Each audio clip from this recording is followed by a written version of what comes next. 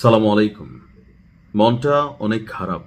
আমি জানি না আসলে কথাটা কতটুকু সত্য, তবে যারা যারা ইরানের সুপ্রিম লিডার খামেনি সাহেবের ফ্যান ফলোয়ার আছেন, তারা ওনার জন্য দোয়া করবেন। আল্লাহ যেন ওনাকে হেফাজত রাখে। তিনি কি আসলে হেফাজতে আছেন নাকি আল্লাহর কাছে প্রিয় হয়ে গেছেন? আসলে এই নিয়ে এই মুহূর্তে একটু ধোঁয়াশা এবং কুয়াশা দুইটাই দেখা দিয়েছে।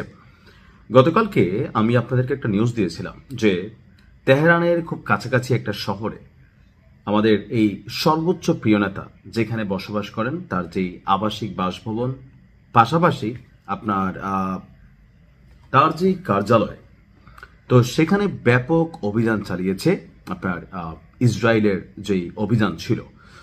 তো সর্বশেষ আমরা জেনেছিলাম যে তিনি আসলে সেই বাসভবনে নেই।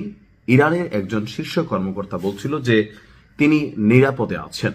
সমূহ বিপদকে আশঙ্কা করে তাকে সেখান থেকে নিরাপদ স্থানে সরিয়ে নেওয়া হয়েছে। কিন্তু মাত্র কিছুক্ষণ আগে আমাদের প্রিয় নেতা যিনি আছেন খামেনি সাহেব, তিনি মারা গেছেন এবং তার যে দেহ সেটা পাওয়া গিয়েছে। তবে এই তথ্য এখনো শতভাগ নিশ্চিত নয়। কিন্তু ইসরায়েলের একজন ঊর্ধ্বতন কর্মকর্তা যখন এই দাবি করেছেন, তখন আন্তর্জাতিক গণমাধ্যমগুলো সবাই বলছে যে সর্বোচ্চ নেতা তিনি কি আসলেই জীবিত আছেন। প্রায় কয়েক ঘন্টা হয়ে গেছে তার বাড়িঘর ধ্বংসস্তূপে পরিণত হয়েছে। কার্যালয় 9টি স্থানে টার্গেট করে অভিযান চালানো হয়েছে। এখন এই এত ঘন্টা যখন নিউজটা হলো, তো এরপরেও আসলে ইরানের পক্ষ থেকে অথবা আমাদের প্রিয় নেতার পক্ষ থেকে কোনো রকম ভিডিও বার্তা বা কোনো রকম বার্তা আসেনি। আমি যখন নিউজটি রেকর্ড করছি তখন পর্যন্ত আসলে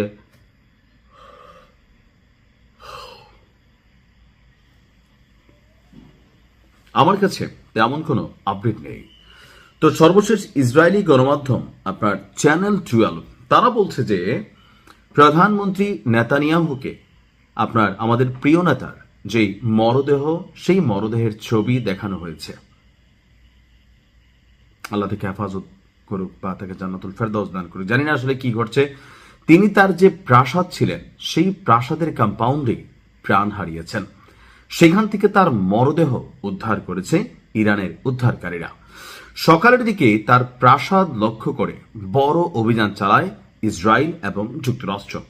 নিউ ইয়র্ক টাইমস পরবর্তীতে স্যাটেলাইটের মাধ্যমে একটি ছবি প্রকাশ করে এতে দেখা গেছে তার প্রাসাদটি পুরোপুরি শেষ হয়ে গেছে, ধ্বংসস্তূপে আপনার কি বলা হয় যে পরিণত হয়েছে। তবে আমি যখন নিউজটি করছি, ইরানের বেশ কয়েকটি অসমর্থিত সূত্র বা সামরিক বাহিনীর পক্ষ থেকে কিছু বার্তা আসছে যে এটা আসলে একটা মনস্তাত্ত্বিক ন্যারেটিভ তৈরির চেষ্টা।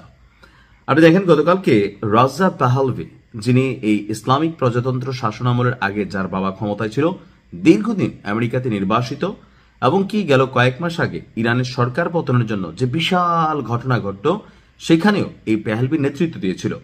তো এখন গতকালকের এই ঘটনার পরে আমি যখন নিউজটি করছি, পেহলভি আবার একটা বার্তা দিয়েছে।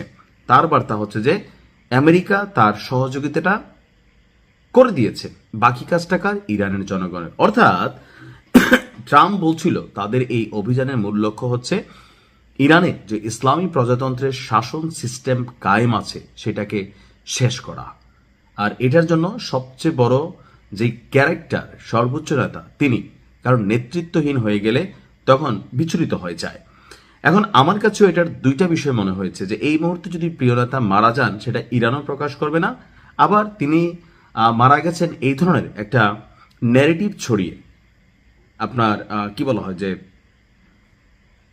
মানে ইরানের যারা জনগণ আছেন তাদের সামনে বা যারা বিভিন্ন বাহিনীর সদস্যরা আছেন তাদের সামনে তাকে বা সেনাবাহিনী যারা আছেন তাদের মনোবলটাও শেষ করে দেওয়া যায়। তো আল্লাহ ভালো জানে, দোয়া চাইছি। ভালো থাকুন। আসসালামু আলাইকুম।